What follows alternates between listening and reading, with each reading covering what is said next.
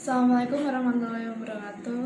Perkenalkan, saya dari kelompok 4 Training of Trade Kopma EAIN Salatiga 2020. Nama saya Rizky Wahyu Indriati dari Prodi Manajemen Bisnis Syariah. Di sini saya akan sedikit menjelaskan tentang fasilitasi dan advokasi koperasi.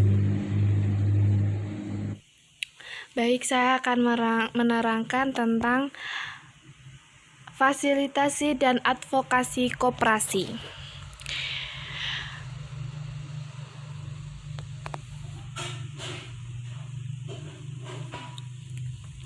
Fasilitasi adalah menjadikan semua hal menjadi mudah atau bagaimana menjadikan semua hal menjadi mungkin. Sedangkan advokasi sendiri memiliki nama lain pembelaan, yaitu melindungi hak dan tanggung jawab seorang atau badan hukum sesuai kaidah peraturan yang berlaku. Sedangkan fasilitas dan advokasi koperasi sendiri memiliki arti memberikan bantuan informasi, sarana, dan dukungan untuk mempermudah pendirian dan pengembangan koperasi dengan disertai keterpihakan dalam melindungi hak dan kewajiban koperasi sesuai perundang-undangan. Yang selanjutnya yaitu dasar hukum, fasilitas, dan advokasi koperasi. Itu ada 5. Yang pertama, yang tercantum di UUD 1945. Yang kedua, UU 25 tahun 1992 tentang perkoperasian. Yang ketiga, PP nomor 24 tahun 2018 tentang pelayanan perizinan berusaha terintegrasi secara online atau online single submissions. Yang keempat yaitu Permenkumham nomor 14 tahun 2019 tentang pengesahan koperasi. Dan yang terakhir yaitu kelima, Permenkum KM nomor 09 tahun 2018 tentang penyelenggaraan dan pembinaan koperasi. Berikutnya prinsip-prinsip koperasi. Prinsip-prinsip koperasi ada 7. Yang pertama, keanggotaan bersifat sukarela dan terbuka. Yang kedua, pengelolaan dilakukan secara demokratis. Yang ketiga, pembagian sisa hasil usaha dilakukan secara adil sebanding dengan besarnya jasa usaha masing-masing anggota. Yang keempat, pemberian balas jasa yang terbatas terhadap modal. Dan yang kelima, kemandirian. Yang keenam, pendidikan perkoperasian. Dan yang terakhir yaitu ketujuh, kerjasama antara koperasi.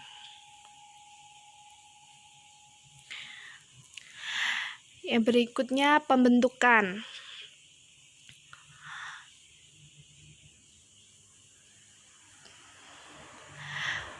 Pembentukan koperasi primer minimal 20 orang. Koperasi sekunder minimal 3 badan hukum koperasi. Rapat anggota pembentukan koperasi, rapat menyusun anggota dasar koperasi, mendaftar sebagian perkoperasi. Dan itu tadi adalah didasari oleh kesamaan kebutuhan sosial dan kepentingan ekonomi para calon anggota.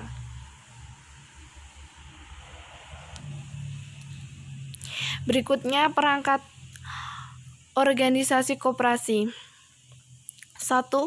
Rapat anggota. 2. Pengurus. 3. Pengawas.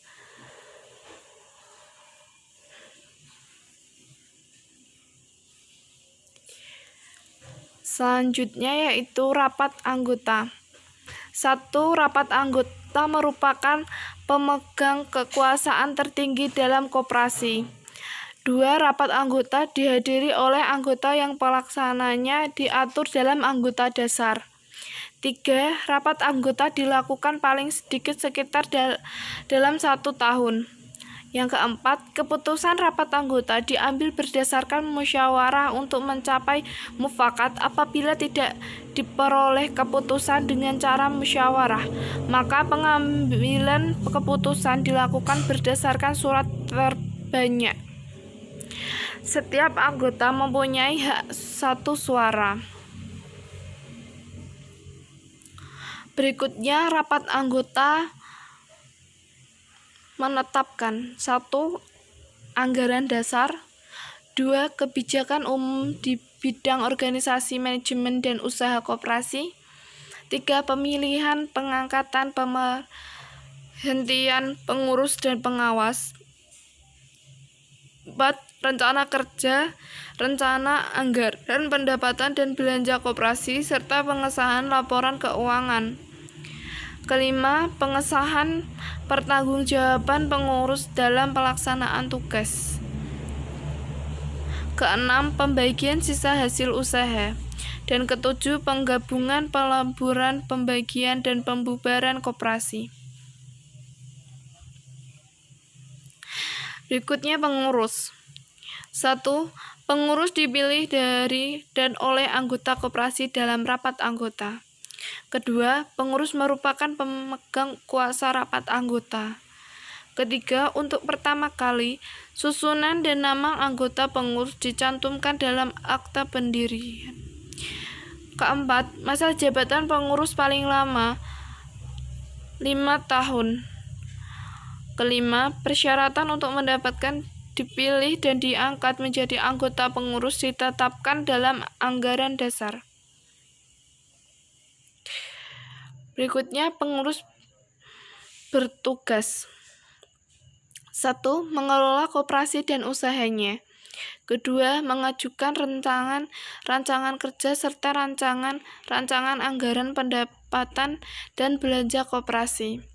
3. Menyelenggarakan rapat anggota. 4. Mengajukan laporan keuangan dan pertanggungjawaban pelaksanaan tugas. Kelima, menyelenggarakan pembukuan keuangan dan inventaris secara tertib.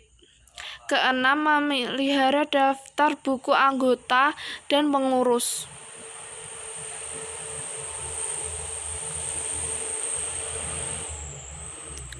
Wewenang pengurus.